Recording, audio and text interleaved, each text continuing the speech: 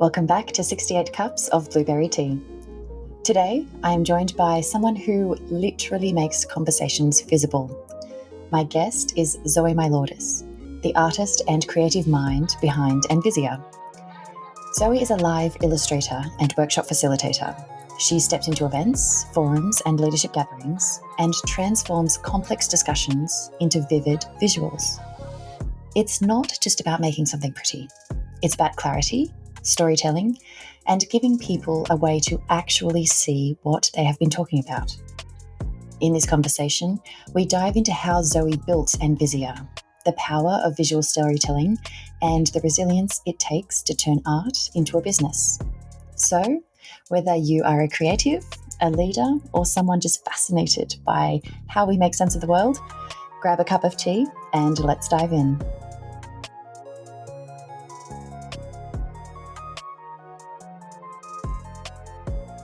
Zoee, fantastic to have you here with me. To kick things off, I'd like to spotlight your upcoming event, Visible, on Saturday the 29th of November, raising awareness and funds for migraine research. Can you tell us about how this event came about, what you hope it will achieve, and how it connects with your work at Envizia? Absolutely. And I'm so glad to be here. Thank you so much for having me. And jumping straight in, what I'm hoping to achieve with this event coming up is I have personal experience with migraine, specifically chronic migraine. And I've been navigating this whilst juggling my career and well-being and just general life for about 18 months now. And for me, it completely came out of nowhere and I just couldn't get to the bottom of it. I couldn't understand why this had happened to me completely out of nowhere, what prompted this, and how could I have been completely fine one day and completely different, within a week. And my experience was really difficult to navigate that particular health condition. And as I started getting better, but also becoming really passionate about being able to live the life that I want, I was doing a lot of research about how migraine is treated and what the clinical guide is and what helps other people. And what I found out is that migraine is really under-researched and there's actually a huge gap around migraine. And that is particularly baffling when 4.9 million Australians have migraine or are affected by migraine, which is huge. Like that's a huge proportion of our population. And even more staggering is that $35 billion is the cost of migraine to Australia's economy every year. So if you think about everything in the news about all of these other, infrastructure projects and things like that are billions of dollars, that's migraine every year for Australia, and it's having a big impact on us. And I wanted to essentially talk about my experience, and I wanted to do something constructive about migraine, because otherwise I was just dealing with it, not having any answers, not getting to the bottom of it. And I thought, okay, well, what can I do? I am an artist and I know how to run events, so I'll do that. Coming back to your original question, the objectives of this event for me are, I really want to raise the visibility of this public health issue and how it feels for the people that have it. And I also want to raise funds for research because research is, so critical and so much hinges off research in terms of treatment. But for me, I felt like research was a really good place to focus on this event. So that was a very long answer to your question. I'm so sorry. But that is what will happen. So it's a group exhibition. There'll be some artwork from myself, similar to this one. And then I've also got a group of friends and other artists who will be exhibiting as well. So that is the nature of the event. It's with the Brain Foundation and Migraine and Headache Australia. So I've partnered with them to run this event. So they'll be coming as well. And the current grant recipient for their migraine research grant will be coming as well. So really happy about that, and keen to have a really, really good night. Yeah. Well, how did you bring it all together? Did you have this idea and think, who can I reach out to make this happen? And then you did? Yeah, pretty much. I wanted to do something constructive. And once I came up with the idea of an art show fundraiser, I wanted to partner with an appropriate organisation to do that. But it actually took me a while to find one that was doing migraine research or kind of had their finger on the pulse. So was really lucky to find the Brain Foundation, and they run Migraine and Headache Australia as kind of a sub-organisation within. And they were, as far as I know, the only organisation that does a dedicated migraine research grant every year.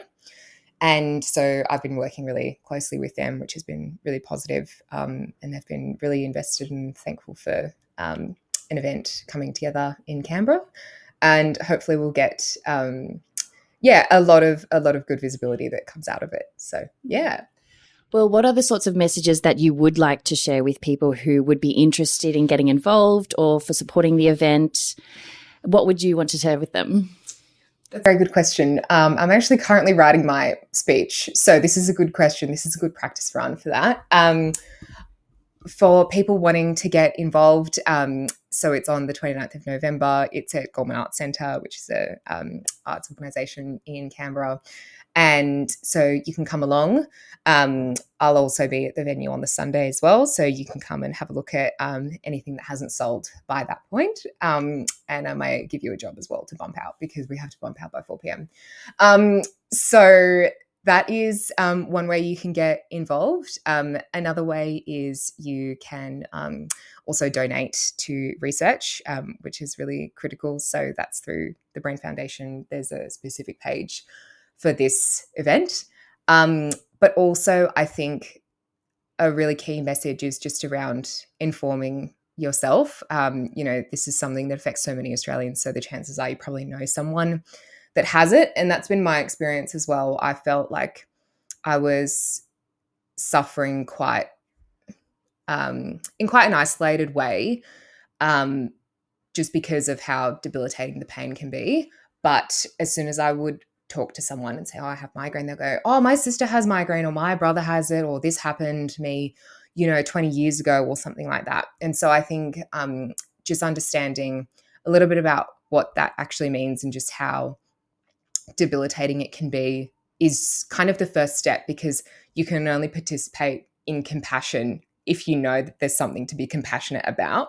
Does that make sense? Like, when you have a friend who has a cast on their arm and you can help them out and go, oh, they probably need help carrying this thing, or I don't know, can they drive? Can they not drive at the moment? Do they need a lift? Whatever. But if there isn't that mutual knowledge and understanding that something's happened, because migraine can be completely invisible. You don't see it on a person. You also can't see it on a brain scan. You can't see it a lot of the time in the data. Then it's just about being aware of that so that you can actually offer support. That's what I would say. Well, how do you work through the migraines? Because this happened to you 18 months ago. Is it something that is still happening to you? How often does it happen? Have you found the cause for how it came out of nowhere? Yeah, that's a great question. I work through... So I guess we're maybe jumping ahead a little bit, but I'm fortunate to be in a position where I am self-employed. So I have my own business, which I'm really, really proud of and really thankful for. And that really helps me just in the sense that I can control my environment a lot of the time. So this here is my office, and I can control the light. I can control how much kind of sensory stimulation is happening. So that really helps me a lot. And it also helps me in the sense that if I'm not feeling well for a certain amount of time, I can still work, even if it's not during the period of 9 to 5. So even if I am not feeling well, I can still do important work and do my job, but I have a little bit more freedom to do that when I'm feeling my best. Not always, because I do work on a lot of events, but for those, I do really plan my commitments around those. And I try and set myself up for success as much as I can. So for me, that looks like I always have a second handbag, which is like my kind of survival handbag. So I'll have my handbag, with my laptop and all of my gear and things like that. And then I have a second handbag, which always has like high protein snacks. It has hydrolyte. It has these different gels, so deep heat and things like that. I'll use quite a lot. I'll always have sunglasses if I'm outside or I just need to like take a moment with less light, I can use that. And then, of course, the medication for various different types of symptoms. If it's really severe, there's stronger ones available. And then if there's just kind of some dull pain in the background, there's different things I'll use for that, like aspirin. So yeah, that's my little like prep kit, which just helps me feel supported as well. Okay, so we might have jumped the gun. So let's have a look back. What is Envizia? How did it all come about? Which we have already touched on, yes. But when people ask what you do, what do you share with them? It's a great question. I feel like I'm being put on the spot for an elevator pitch right now. So Envizia is the business that I run. And I started Envizia almost a year ago to the day.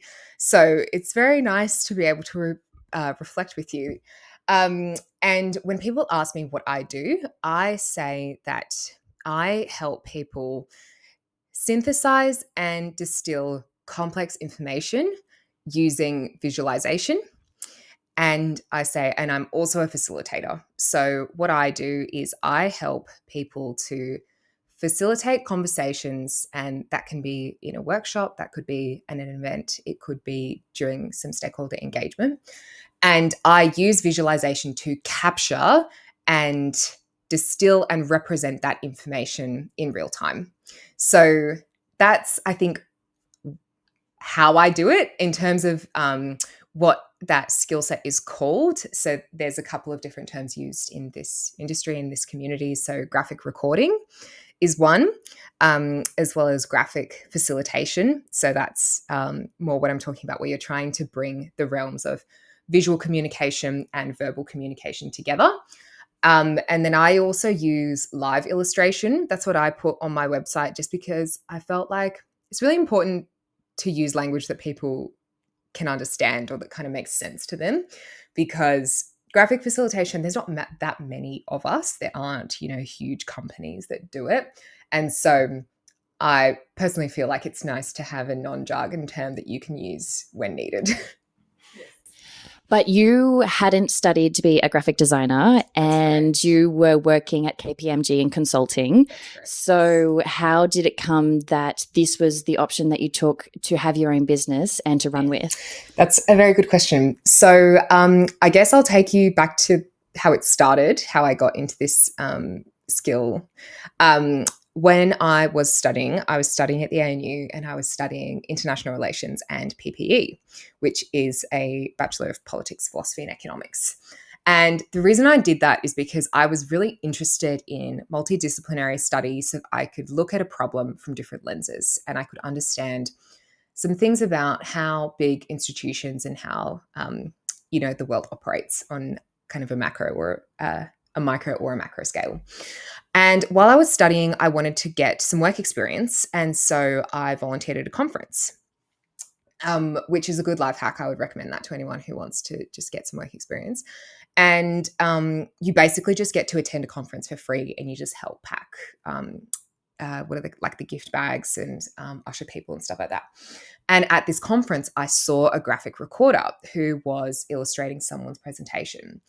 And that was a huge light bulb moment for me, because I had never seen that kind of creative or artistic skill in a more kind of corporate or professional setting before. And that was really inspiring, because I have always loved art. I've always been creative.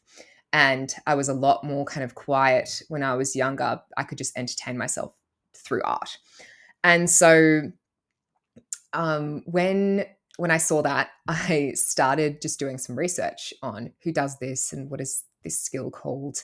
And I was lucky that someone I knew had been to a different event with an illustrator from KPMG.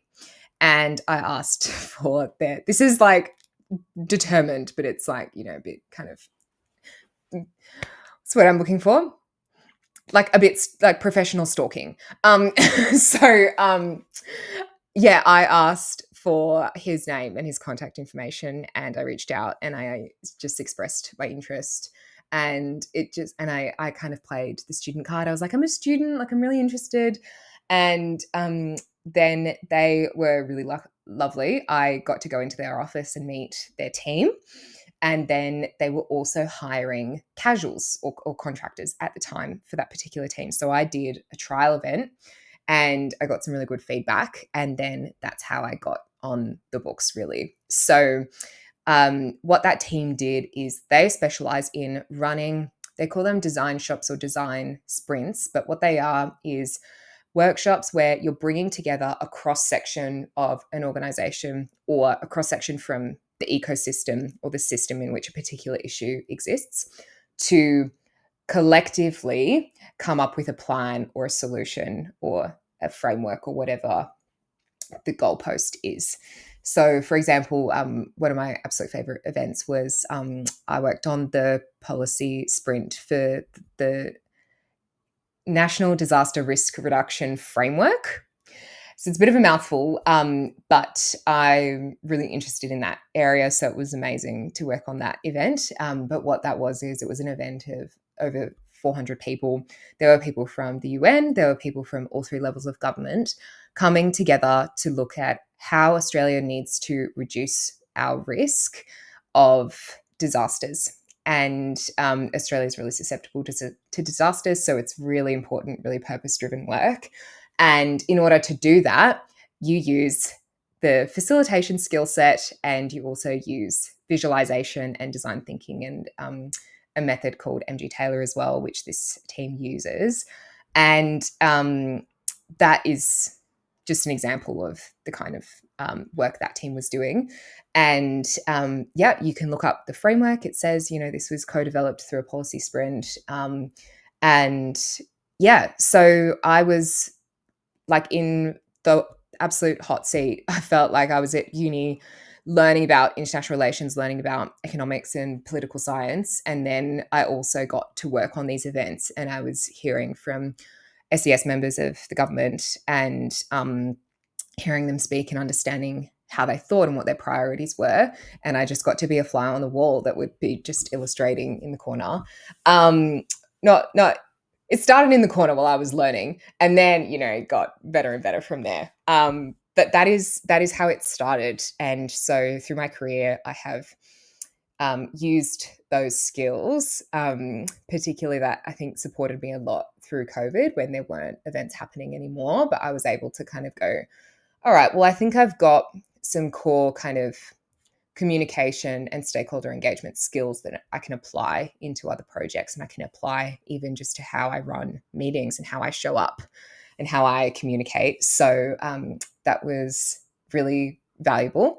That's how it all started. And just again, jumping back to your original question, I'm getting on so many tangents, but when I had this migraine come into my life in 2024, I realized that I wasn't really thriving in the 9 to 5 corporate schedule because my migraines at that point in time were really unpredictable. They were lasting a long time, like they would last at least 4 days. And so it just wasn't working because in that kind of structure, you have probably about 10 days of of sick leave per year. So that's like 2 migraines, right? And I was having really frequent migraines. So that amount of leave just goes like that. And you're like, okay, well, what am I going to do now? So when I realized that it wasn't working, I had a look at my kind of professional toolkit to go, all right, well, I need to work. Working in this kind of model is not suiting me right now. what else do I have in my professional toolkit that I can pick up and run with for these set of circumstances? And so that's the skill that I picked up and chose. Originally, I thought I would be doing mainly visualization and visual communication work. But I think there was a little bit of imposter syndrome around that, just because I felt like doing facilitation or doing more kind of strategic writing, so reports or helping people plan sessions, I felt like maybe I wasn't ready for that, because I know a lot of other people that do that work that are much older than me.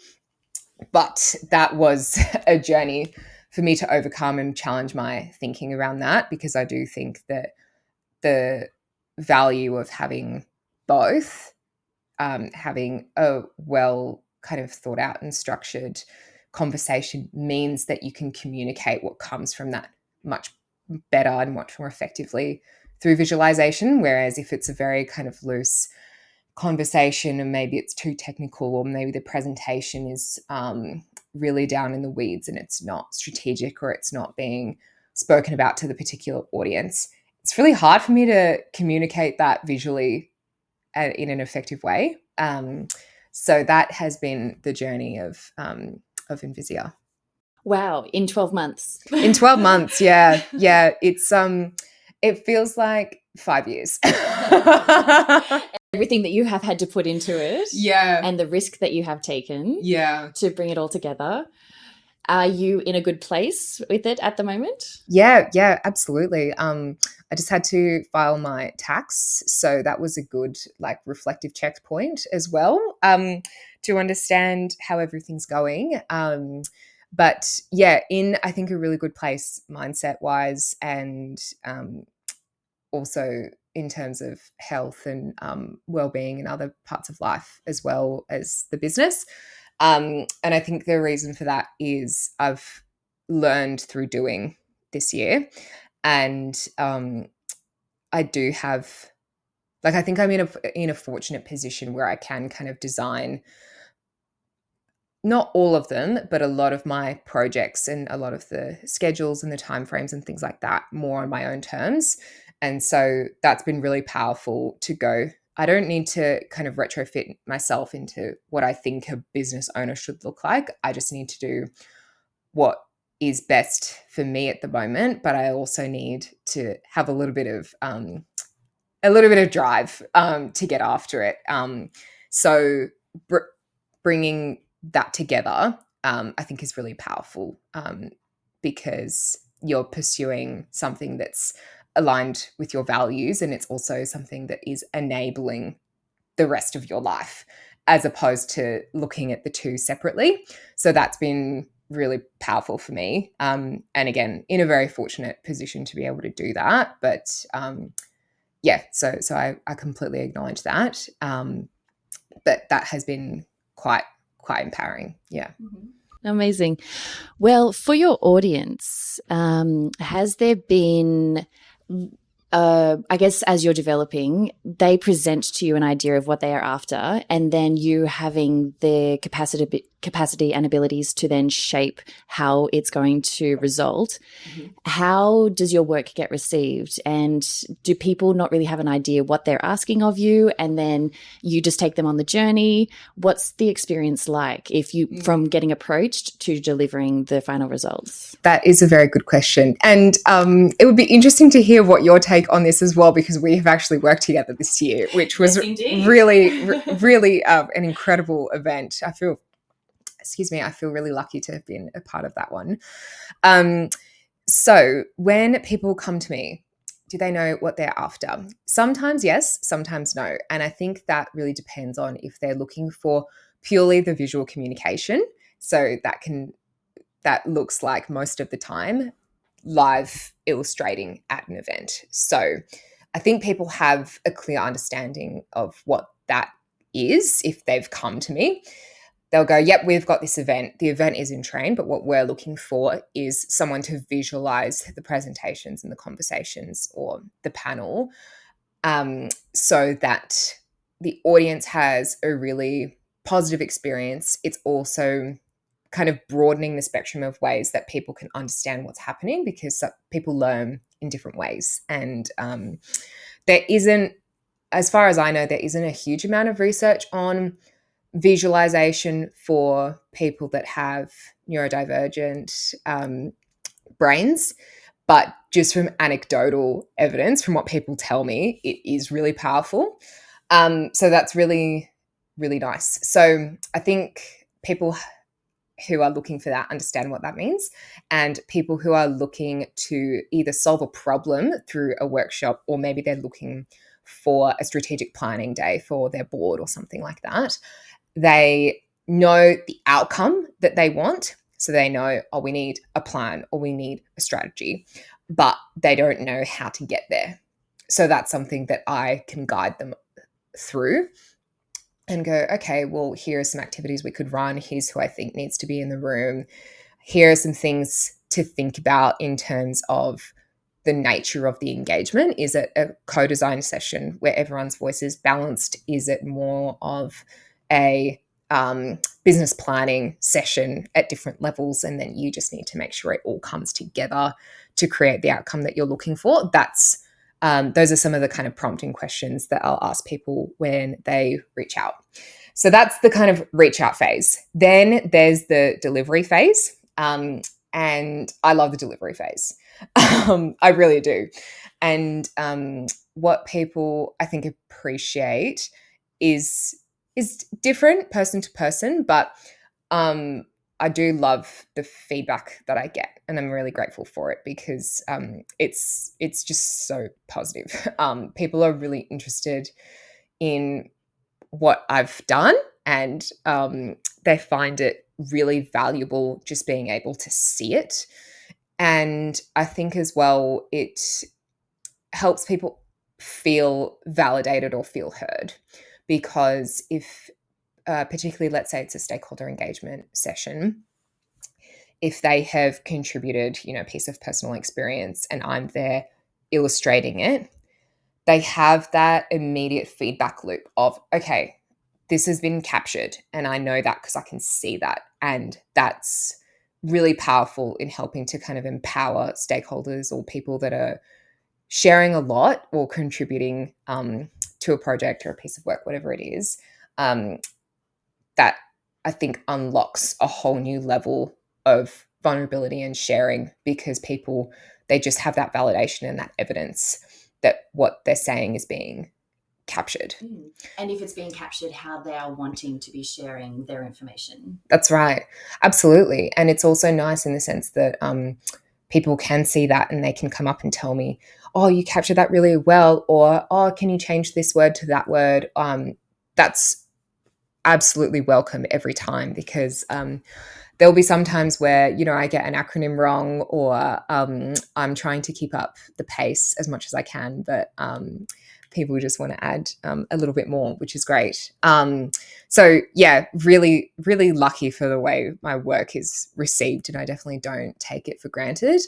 And I think as well, it's kind of an interest point for a lot of people, because it's just a different way of participating or engaging that they haven't seen before. So that's really nice as well. And then the third piece, I suppose, around, handing over the work and the kind of wrap up or the close, I always ask questions about the outcome at the very beginning, because for me, and thinking about a design-led approach, it's all about understanding the problem that you're trying to solve and how can you work backwards from that to support the person who I'm working with or their team to get there. So, for example, a client might come to me going, "Oh, I really want a one-page visual placemat that brings my strategy to life." And I might go, "Okay, great. Tell me about the strategy. Where is it up to?" And maybe they already have a strategy, or maybe they don't. And so I can help them come up with a story to tell the why, or I could take them through a couple of questions and help nut out the existing strategy and then go, is this what you want to communicate or is it something else? Or I guess to give an example that happened the other day, a client reached out, or a potential client, a lead, you would say, reached out going, oh, we've got this strategic planning day coming up. It's a 2-day offsite, and we'd really like you to come and illustrate the strategic planning, the key session. And I said, okay, great. And so we met on a Teams call, and then when I was asking them about how the session is going to work and everything and what's the outcome that they're looking for, they actually went, yeah, we're trying to achieve a lot in this session. We're trying to come up with the agreement on the model of how they're delivering their services. They're also trying to come up with the buy-in for their stakeholders that are going to be there for the strategic planning day. And they're also trying to come up with the communications plan, but all of those things kind of hinge off each other. It's hard to come up with a communications plan if you don't know what it is and who needs to be involved. So then, we actually had a different kind of conversation than what we originally thought. So that's just one example of how I feel lucky that I can pull on those different skills, the visual communication, the communication side, as well as the more strategic planning side. So but essentially the wrap up is just about how are you feeling, did you get there, and what feedback have you gotten, because I'm always interested in that. Mm-hmm. Well noted. So it's fascinating that you get to be part of these sorts of things, because there's just so many different elements to your work, because it's, yes, having that creative side, and that's what we really see. And that's capturing the outcomes of all these different discussions and presentations. But then for you to have an understanding of what's being discussed and then how to make that visual to capturing the outcomes, it's kind of incredible. It's very multifaceted, this role of yours. Thank you very much, that's so kind. So was there an early moment when you thought, hang on, this is actually working, this could be a business that keeps me going for the next little while? But on the flip side, what's been the toughest part of making art double as a business? Very, very good questions. The moment where I knew this was going to work, I think, was I had earlier this year, so this was February this year, so still quite new in the journey, and someone in my network reached out. So I had worked with them. I had done some pro bono illustration for the not-for-profit that they run, but then in their day job, they work in a startup. And she reached out and wanted to talk about their all hands, like their all staff day. And so we spoke, and they actually flew me interstate to help them deliver this event. And I just remember, I think that was the first key moment for me, just because it was such a quick turnaround between when I'd done that pro bono work for the not-for-profit to here's our all staff session, here's what we want to achieve, go. And it went really well, and I got really, really positive feedback, which really meant a lot to me. And I guess as well, the trust of the relationship as well. That's really important to me, because I want people to see the working relationship as almost like a partnership as opposed to like a transactional relationship, because I find I've got such kind of broad interests, and I get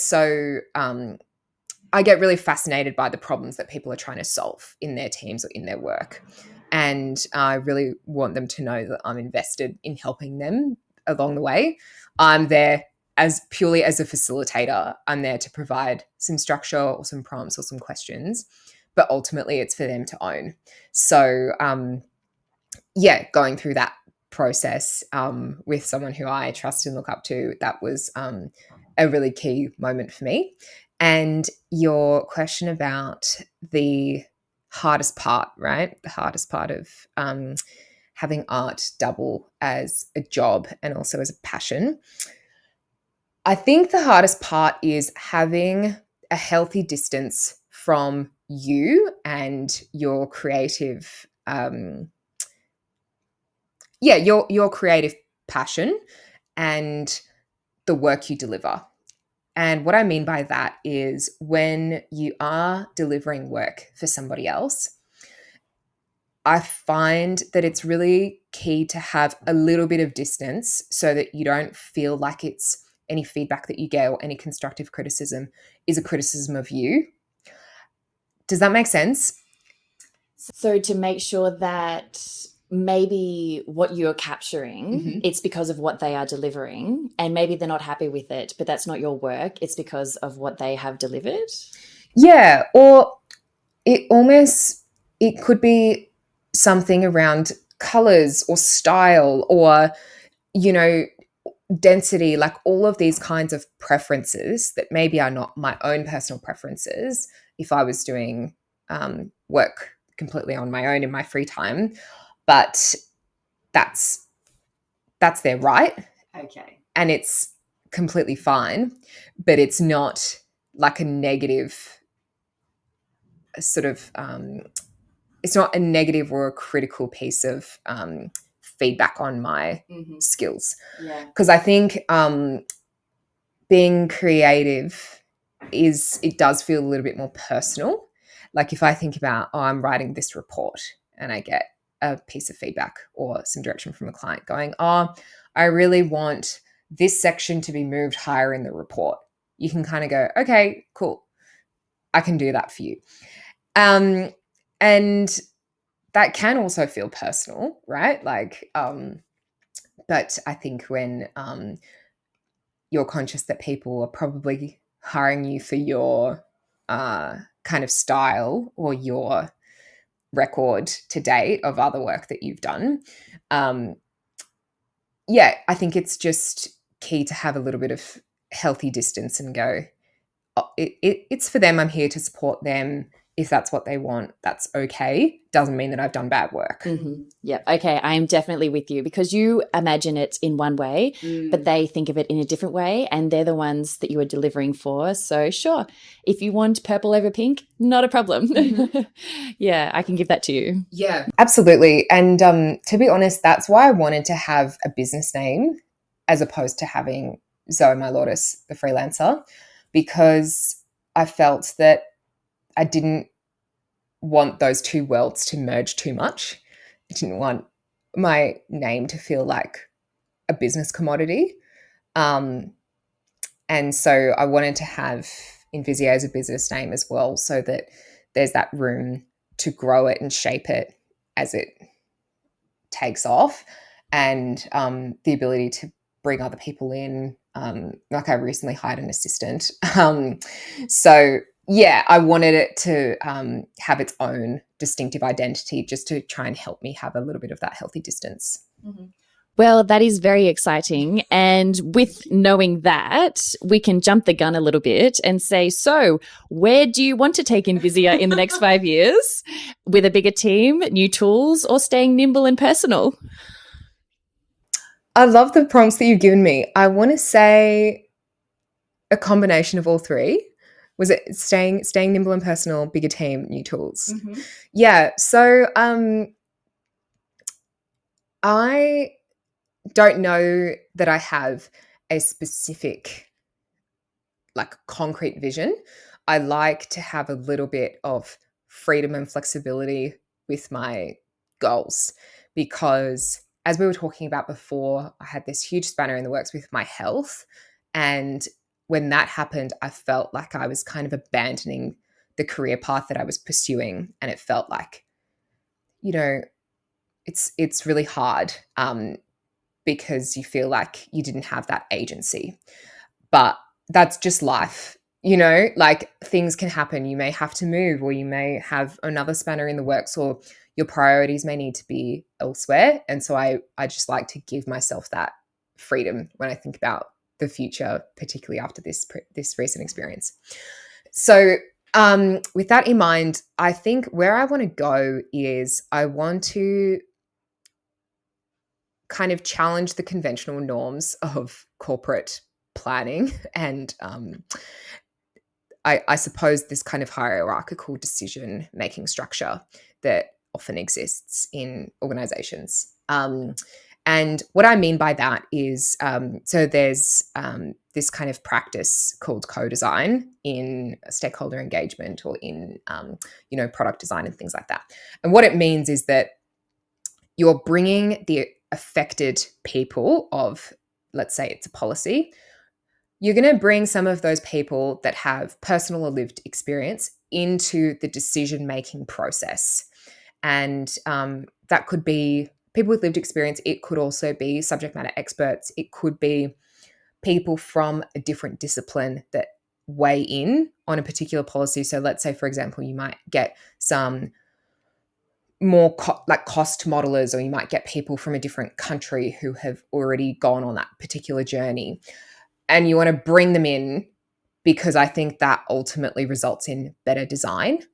So as I kind of grow and scale, at the moment, I've been one person until now, but I would love to keep developing my expertise and my kind of offering in that area because, there's so many problems out there, right?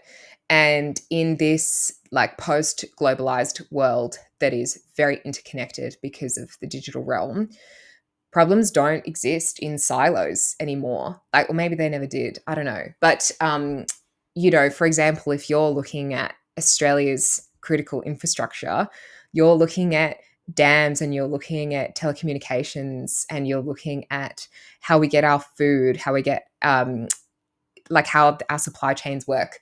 And all of those things suddenly are not just within Australia, or they're not just within one organization, it's co-owned. And so I think that really opens up the possibility for kind of ecosystem innovation or more kind of systems thinking style problem solving. But this connected world, it's a VUCA world. Like it's a very complex kind of ecosystem.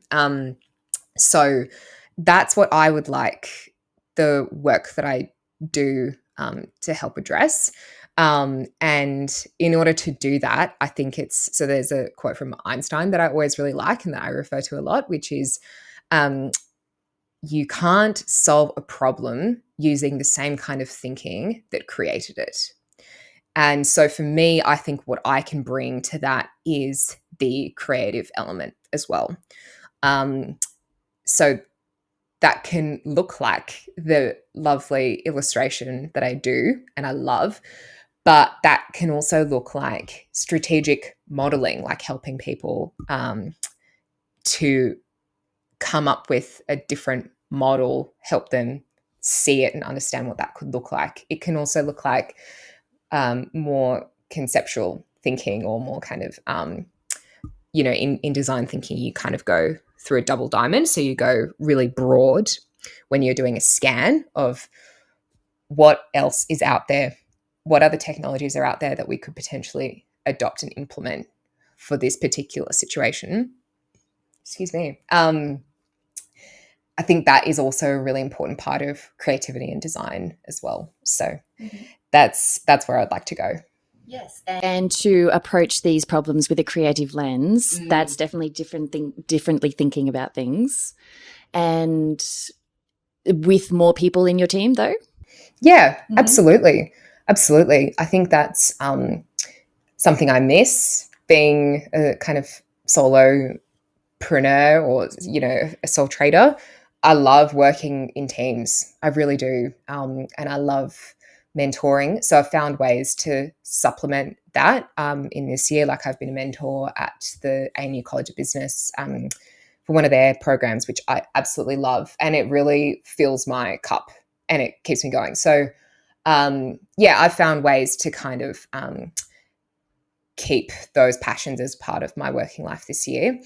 But it's also really nice to have a closer relationship maybe when you're working with people because it's totally two-way. Like And I am so thankful for the mentors that I've had that I have lent on really heavily this year, or have helped me back myself, and that I can kind of borrow a bit of confidence from them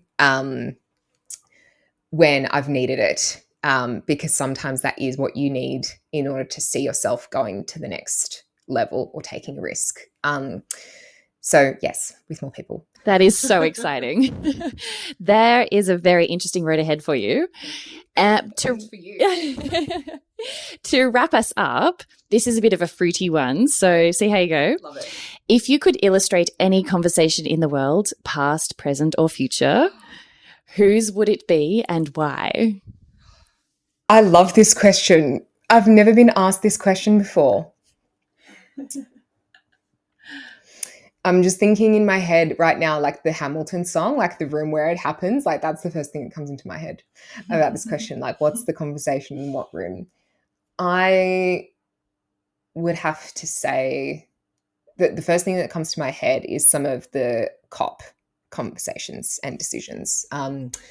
So I've heard, in the media and things like that about how that all happens and the diplomatic negotiations and the process behind it.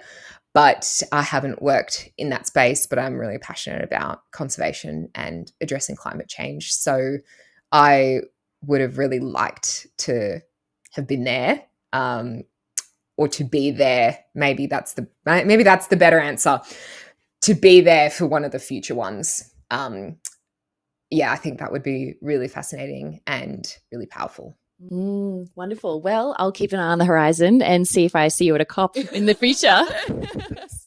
Fingers crossed. Yeah, that would be an absolute dream. Yeah. Thank you so much for your time, Zoe. I have learned so much, and this has just been incredible. It has been incredible, and thanks for the opportunity to share with you and share with your audience. Really appreciate it. And I look forward to being part of your event on the 29th of November. Thank you so much. Thank you for coming.